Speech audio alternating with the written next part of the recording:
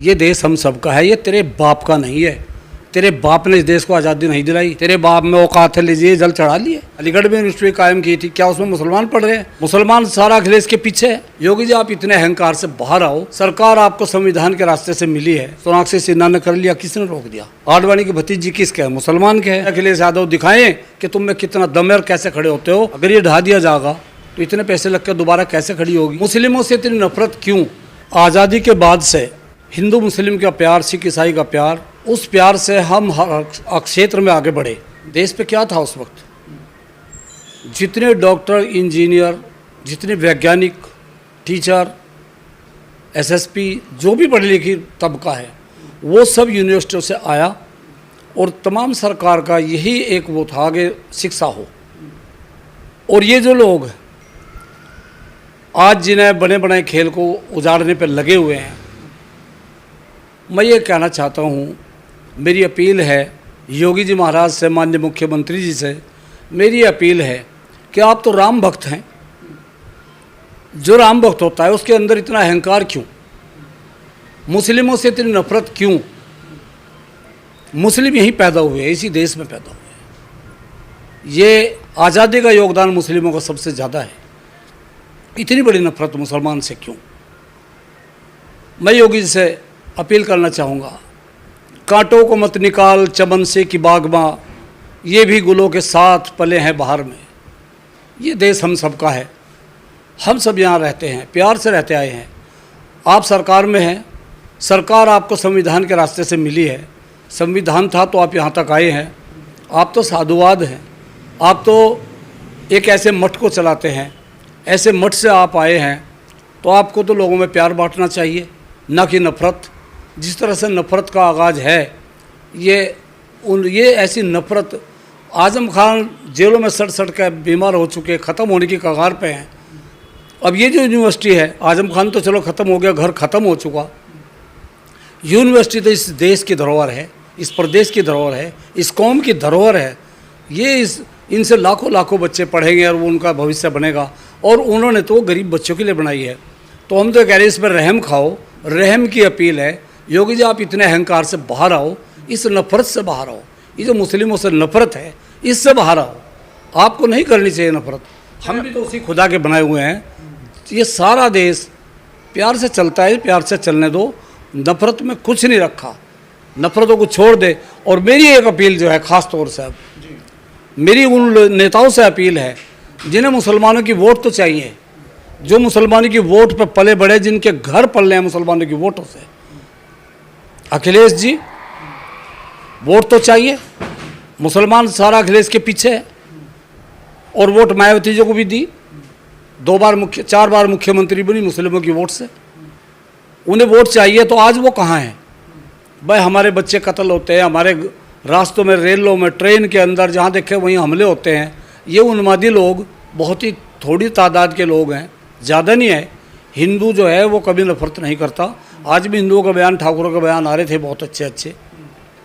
हिंदू मुसलमान से कोई नफरत नहीं करता, वो तो साथ रहना चाहते हैं। तो मेरी उन नेताओं से अपील है कि वो आज आवाज़ उठाएं। यूनिवर्सिटी तो ऐसा है जैसे करोड़ों मुसलमानों का कत्ल हो गया हो। यूनिवर्सिटी को क्यों बर्बाद करने को तुले हो? कहाँ जाएंगे हमारे बच्चे? मेरी सरकार से अपील है, आप अपने अंडर में ले लो, अपने अंडर में लेके इसे चलाओ, इसे चलने दो। इसको ढाना कोई मकसद नहीं है। ये 600 करोड़ रुपए की लागत से यूनिवर्सिटी तैयार हुई है। कहाँ से आएंगे वो इतना पैसा? अगर ये ढा दिया जाएगा तो इतने पैसे लग कर दोबारा कैसे खड़ी होगी? बाले वाली खड़ी है, मिर्ज़ापुर वाली, तो चलो वहाँ सर उसमें पढ़ाई हो रही है, तो इसमें पढ़ाई होने दो, सरकार अपने अंडर में ले ले। यही है। और ये जो नेता हैं, इन्हें आवाज़ उठानी चाहिए। और मेरी जो हिंदू भाई हैं, अगर वो आज नहीं बोलते, अगर आज वो आगे नहीं आते, तो पता नहीं ये देश किस तरफ जाएगा, क्या माहौल होगा, किस तरफ लोग जाएंगे, लोगों के जहन में क्या बैठ जाएगा, लोगों के दिल कैसे टूट जाएंगे, और पता नहीं क्या माहौल आगे खड़ा होगा। तो हिंदू भाइयों से मेरी अपील है, मेरे सब हिंदू भाई इसमें बढ़ चढ़ के हिस्सा लें, आगे आएँ। ये तमाम पार्टी विपक्षी जितनी भी हैं वो सब आगे आएँ। और राकेश टिकैत, जिनसे सबको उम्मीद है, भारतीय किसान यूनियन, उम्मीद है अगर वो मेरी आवाज़ को सुनेंगे। मैं अपील करना चाहता हूँ कि वो इस यूनिवर्सिटी को बचाने के लिए आगे आएँ, एकदम कदम उठाएं, नहीं तो बर्बादी हो जाएगी। ये यूनिवर्सिटी कैसे खड़ी होगी? मुस्लिमों ने एक अलीगढ़ में यूनिवर्सिटी कायम की थी, क्या उसमें मुसलमान पढ़ रहे हैं? बड़े बड़े लोग हिंदू निकल रहे हैं वहाँ से पढ़ पढ़ के। जामिया दिल्ली है, जामिया इस्लामिया दिल्ली है, वहाँ से सब हिंदू लोग और मुस्लिम सब साथ पढ़ के निकलते हैं। इसमें भी वही हाल है, क्या मुसलमान ही पढ़ रहे हैं? हिंदुओं के बच्चे भी हैं, सब के बच्चे हैं। तो मेरी हिंदुओं से अपील है, राकेश टिकैत जी मेरी आवाज़ को सुन रहे हैं, इस पर ज़रूर बोल रहे हैं। राहुल गांधी जी हर मोर्चे पे बोल रहे हैं, वो इसमें बोल रहे हैं। चंद्रशेखर आज़ाद है, वो बोल रहे हैं। और ख़ास तौर से अखिलेश यादव दिखाएं कि तुम में कितना दम है और कैसे खड़े होते हो और कैसे जाके हिंदुओं को साथ लेकर खड़े हो जाओ, इसे यूनिवर्सिटी को बचाओ। अच्छा, आमतौर से अगर शिक्षा की बात की जाए तो उसमें भी हिंदू मुस्लिम देखा जाता है। अभी एक कि जम्मू कश्मीर में यूनिवर्सिटी थी, उसमें कुछ ज़्यादा बच्चे जो है मुसलमानों को सीट उसमें मिली थी, लेकिन उसको बंद करवाने के बाद में लड्डू बांटे गए थे। उसको लेकर क्या कहना है आप लोगों का, जिस तरीके से भेदभाव हो रहा है? मेरी यही तो अपील है हिंदू भाइयों से कि वो आगे आएँ।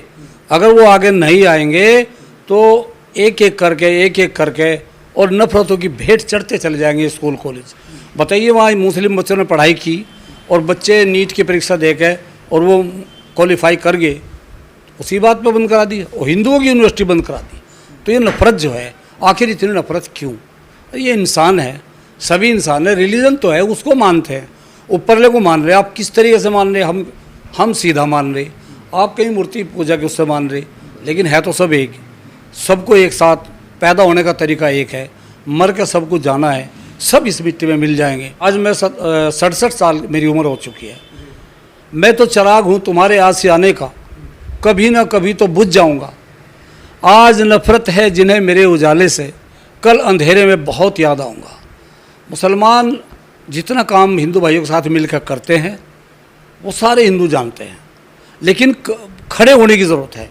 मैं अपील करना चाहूँगा कि खड़े हो जाओ, नहीं तो बर्बादी मुकद्दर बन जाएगी देश की। अच्छा, एक ललित शर्मा है, वो कह रहे हैं दारुल उलूम देवबंद जो मदरसा है उसके नीचे मंदिर है, उसको लेकर क्या? ललित शर्मा तो आग खाता है, पतंगे छेड़ता है, उसका काम है आग खाना, पतंगे छेड़ना। जिधर जाओ आग लगाओ।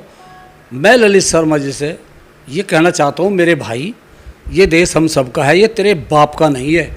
तेरे बाप ने इस देश को आज़ादी नहीं दिलाई, पता नहीं तेरे बाप ने क्या किया होगा उस वक्त। तू अपनी नस्लों को पहचान, नस्लों का ख्याल कर, उन्हें पढ़ा, उन्हें लिखा, उनको अच्छी अच्छी नौकरी की तलाश कर, अच्छे माहौल की उनको वो दे। अगर अच्छे माहौल की उन्हें तरकीब नहीं दोगे तो वे बच्चे पता नहीं कल क्या बनेंगे। अपने बच्चों का ख्याल करो, जैसे तुम्हारे बच्चे हैं वैसे ही दूसरों के बच्चे हैं। मैं चाहता हूँ कि अपने बच्चों पर ख्याल करें। हराम कमाई का छोड़ दो, हिल्ला रोज़गार कुछ है नहीं, हराम कमाई के पीछे भागे फिरते हैं, रात दिन लोगों से पैसे ऐंठते फिरते हैं। ये वो लोग हैं जो धर्म का चश्मा लगा के और लोगों का बेवकूफ़ बनाते हैं। मेरी हिंदू भाइयों से अपील है कि वो खड़े हों और इसे सबक सिखाएं, इसकी ज़बान को रोकें। सरकार तो पता नहीं क्यों नहीं रोकना चाहती, लेकिन मेरे हिंदू भाइयों, तुम तो इसकी ज़बान को रोक दो। मेरी अपील हिंदुओं से है। कह रहा है कि जल चढ़ाऊँगा इस बार जब कावड़ लेकर। तेरे बाप में औकात है, लीजिए जल चढ़ा लिए, हम क्या रोक रहे? सरकार ही रोकेगी वहाँ तो, उस बात पे तो सरकार ही रोकेगी, उसकी औकात है जल लेकर आ जाइए। वो ज़बान क्यों नहीं रोक पा रही? नहीं, जबान सरकार नहीं रोका। सरकार को देखो, सरकार किसी एंगल से देख रही, सरकार को मज़ा आ रहा है इस बात में।